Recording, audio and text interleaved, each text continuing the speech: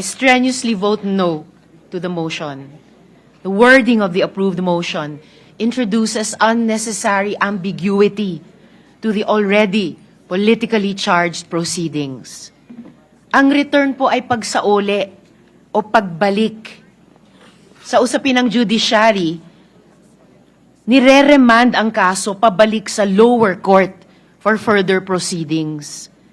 Kaya po, I cannot accept this kind of wording. It is dangerous and disingenuous, particularly when the rules of court have suppletory application. The same purpose could have been achieved by merely asking the House prosecutors to file a compliance and clarify certain issues. Wala pong remand o return sa konstitusyon. Ang obligasyon natin, try and decide.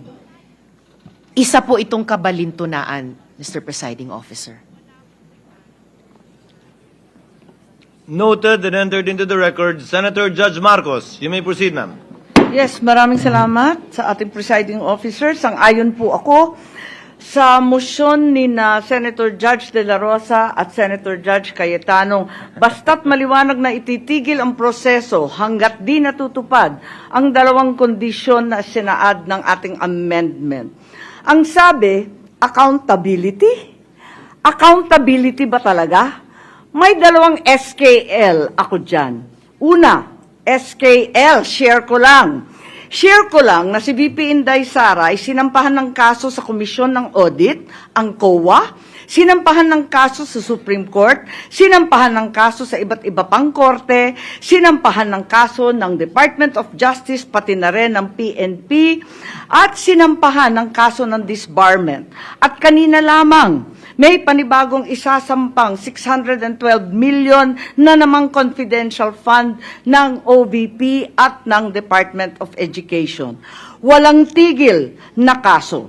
Kung accountability ang tunay na gusto ng mga birit ng birit, bakit hindi paghusayan ng mga kaso para panagutin si VP Inday sa mga yan?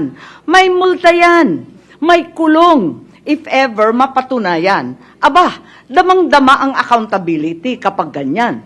Itong impeachment na inipit, inupuan, nilimliman, minadali, ibinalibag sa Senado sa dulo ng sesyon. Ito ay ang pinakamaliit na iskinita ng accountability na yan. Itong ipinipilit na impeachment, aminin man nila o hindi, ay para lamang manira ng imahen ng isang publiko at walang uuwian, kundi pag-disqualify kay VP Inday Sara para sa eleksyon ng 2028. Yun lamang ito. Pinahihirapan pa natin ang ating mga sarili. Alam naman nating lahat, tayo at ang sambayanan, hindi accountability ito. Tungkol ito sa pagpigil kay VP Inday Sara para sa 2028. Huwag na tayo mag-production number. Yan ang gustong puntiryahin. Kaya ang pangalawa kong SKL, ikalawa SKL, saan ka lulugar? Kapag umuo ka sa pagpatuloy ng impeachment, magpadala ka sa mga ambisyoso ng 2028. Kapag pinadismiss o pinaremand mo naman, sasabihan kang pinoprotektahan mo si Inday. SKL, saan ka lulugar? Ako sa tama. Magpakatotoo tayo, mga kapatid na hukom at senador. Malayo pa ang 2028. Maraming gutom at naghihintay ng serbisyo mula sa Senado. Hindi tanga ang Pilipino.